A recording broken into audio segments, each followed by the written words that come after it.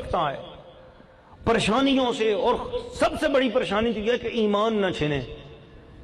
دنیا چھنتی ہے تو چھن جائے، ایمان نہ ضائع ہو۔ ایمان بچانے کے لیے کیا کیا جائے؟ قرآن پڑھیں، حج کریں، نماز پڑھیں، کیا کریں؟ تو سیدنا یوسف ہمدانی فرمانے لگے 70 سال کا میرا تجربہ ہے، ایمان بچانا ہے تو کسی اللہ کے ولی کی سنگت میں جا کے بیٹھ جاؤ۔ او بابا آپ کو مفت میں مل رہا ہے، انہوں نے 70 سال میں حاصل کیا نکتہ، آپ کو مفت میں مل رہا ہے تو بلند آواز سے کہہ دو نا۔ دل میں ڈالنے کے لیے، محبت کا اظہار کرنے کے لیے آپ سے بار بار بلواتا ہوں تاکہ آپ کی ہوشیاری قائم رہے۔ ہاں فرماتے کیا ہے، 70 سال محنت کی ہے بھائی، تجربہ کیا ہے اس بات کا، بڑی ٹھوکریں کھانے کے بعد اور بڑی پریشانیاں اٹھانے کے بعد اور بڑے تجربے کرنے کے بعد اس نتیجے پر پہنچا ہوں کہ ایمان بچانا ہے تو کسی اللہ کے ولی کے قریب بیٹھے رہا کرو، اس کی سنگت ملے۔ سوال کرنے والے بھی بڑے عظیم تھے، انہوں نے عرض کیا حضور کوئی زمانہ اگر ایسا آ جائے کہ اولیاء اللہ بھی نہ مل رہے ہوں تو پھر کیا کریں؟ ہائے ہائے ہائے ہائے، کیا کہا کوئی ایسا زمانہ آ جائے کہ یا ہم کسی ایسی جگہ پہنچ جائیں جہاں اولیاء اللہ ہمیں نہ مل رہے ہوں، اولیاء اللہ تو ہوں گے مگر ہمیں اگر نظر نہ آ رہے ہوں، ہم نہ پہچان پا رہے ہوں تو ہم کیا کریں؟ تو سیدنا یوسف ہمدانی نے فرمایا رحمت اللہ علیہ، آپ فرمانے لگے جب اولیاء اللہ تمہیں نہ مل رہے ہوں تو پھر اولیاء اللہ کی باتیں چھیڑ لیا کرو محفل سجا کر، پھر بھی ایمان بچ جائے گا۔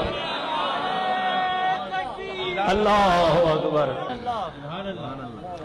جدوں مینوں یاد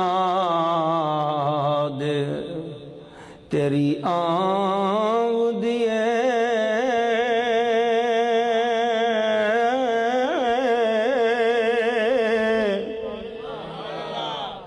بوئے اکھاں دے ادب نال نبھیڑ لینا، جدوں مینوں تیری یاد ستاندی ہے تے بوئے اکھاں دے ادب نال نبھیڑ لینا، تے جدوں مینوں سکون دی لوڑ ہووے تے میں ذکر حضور دا چھیڑ لینا، جدوں مینوں سکون دی لوڑ ہووے تے میں ذکر حضور دا چھیڑ لینا۔ تو آپ نے فرمایا کہ ان کا ذکر چھیڑ لیا کرو۔ کیا کیا کرو؟ کیا کیا رہو؟ ذکر چھیڑ لیا کرو۔ اور پوچھو ذرا جنید بغدادی سے، وہ کیا فرماتے ہیں؟ حکایات الاولیاء جندن من جنود اللہ تقوی بہا قلوب المریدین۔ فرمایا اللہ کے ولیوں کی قصے اور کہانیاں، اللہ کے ولیوں کی باتیں، یہ اللہ کے لشکروں میں سے ایک لشکر ہیں، خدا کے لشکروں میں سے ایک لشکر ہیں۔ تو قوی بہا قلوب المریدین، کہ اس کی برکت سے مریدین کے دلوں کو تقویت نصیب ہوتی ہے، ان کا ایمان مضبوط ہوتا ہے۔ اور ان سے کسی نے پوچھا کہ حضور آپ نے اتنی بڑی بات کیسے کہہ دی، اس پر کوئی آپ کی دلیل ہے؟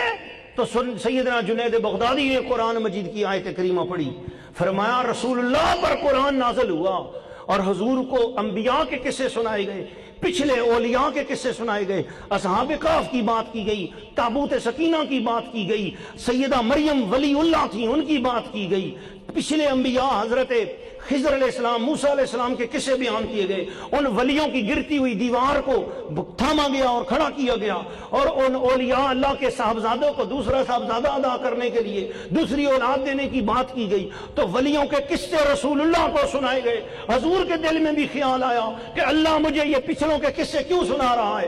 اللہ نے فرمایا کُلًا نُقِصُّ، کُلًّا نَقُصُّ عَلَيْكَ مِنْ أَنْبَاءِ الرُّسُلِ مَا نُثَبِّتُ بِهِ إِلَّا فُؤَادَكَ، اے حبیب جو پچھلوں کے قصے ہم سناتے ہیں اس کی برکت سے تیرے دل کو مطمئن کیا جاتا ہے، تیرے دل کو ہم مضبوط کرتے ہیں۔ ارے جب پچھلے اولیاء اللہ کے قصوں سے اور واقعات سے رسول اللہ کے دل کو اطمینان اور مضبوطی ملتی ہے تو پھر امت مصطفیٰ کے اولیاء اللہ سے ایمان والوں کے دلوں کو بھی مضبوطی اور طاقت ملتی ہے۔